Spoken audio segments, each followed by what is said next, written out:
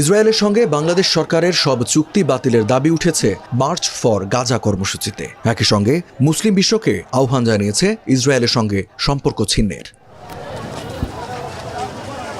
Palestine solidarity movement Bangladesh নামের প্ল্যাটফর্মের উদ্যোগে 12 এপ্রিল দুপুর 2টায় কাকরাইল, বাংলা মোটর, নীলক্ষেত সহ 5টি স্পট থেকে শুরু হয় মার্চ ফর গাজা। গাজায় গণহত্যা ও জাতিগত নিধনের বিরুদ্ধে প্রতিবাদ জানাতে অংশ নেন এই কর্মসূচিতে।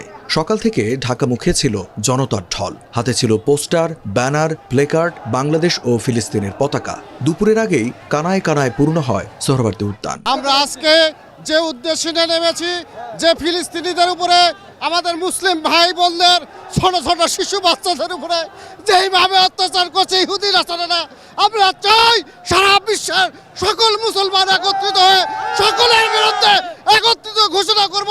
প্রয়োজন যদি হয়, আমাদের যাওয়ার যদি সুযোগ থাকে, আমরা গিয়ে সেই ফিলিস্তিনিকে জয় করে ফিলিস্তিনের মুসলমানদেরকে জয় করার জন্য আমরা সবাই একত্রিত হয়ে যাবো ইনশাআল্লাহ।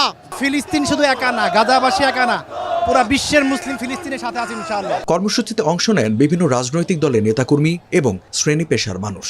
সংহতি জানিয়েছেন গাজাবাসীর পক্ষে, দিয়েছেন স্লোগান, দাবি জানিয়েছেন গাজায় গণহত্যা বন্ধের। গণজোয়ার এই মুসলিম বিশ্বের একটা উদাহরণস্বরূপ বাংলাদেশ আজকে যে আমরা ইতিহাস সৃষ্টি করেছি, ঐতিহাসিক যে গণজমায়েত আমরা সোহরাওয়ার্দী উদ্যান সহ আশেপাশে সমস্ত এলাকায় করেছি। যদি জর্ডান, ইজিপ্টের মতো বর্ডার আমাদের থাকতো, আমরা যদি প্যালেস্টাইনের পার্শ্ববর্তী দেশ হইতাম, আমরা যদি ইসরায়েলের আশেপাশে আমাদের কোনো বর্ডার থাকতো, এই বাঙালি জাতি প্রমাণ করতো বর্ডার ভেঙে দিয়ে তাদের ঢুকে প্যালেস্টাইনকে বিজয়ের মাধ্যমে স্বাধীন করে দিয়ে বাঙালিরা ফিরত। আজকে ফিলিস্তিন উপর অনেক নির্যাতন আছে, কালকে অন্য রাষ্ট্র একের পর এক করে মুসলিমদের ধ্বংস হবে।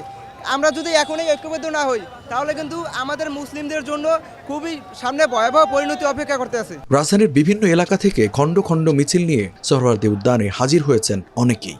বেসরকারি বিশ্ববিদ্যালয়ের ব্যানারে কর্মসূচিতে অংশ নিয়েছেন অনেক শিক্ষার্থী। যে মুসলিম তুরস্ক থেকে বড় বড় কান্ট্রিগুলো যে কাজগুলো করা দরকার ছিল, আজকে আমাদের বাংলাদেশ করে দিয়ে দিচ্ছে। বাংলাদেশ সব এসে সারা বিশ্বে মুসলিম এক হবে, মুসলিম এক হবে ইনশাআল্লাহ, ইনশাআল্লাহ।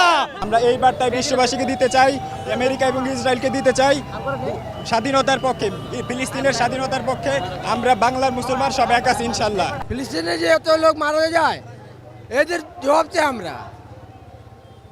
এই ছোট ছোট বাচ্চারা দেখা যায় না খায়া, না পানি পায়, না খাদ্য পায়, এদেরকে গুলি করে মারে, এদেরকে জমা করে মারে। বিশাল জনসমাগম ঘিরে যে কোনো ধরনের অপ্রীতিকর ঘটনা এড়াতে রাজধানী জুড়ে সতর্ক অবস্থানে ছিল যৌথ বাহিনী।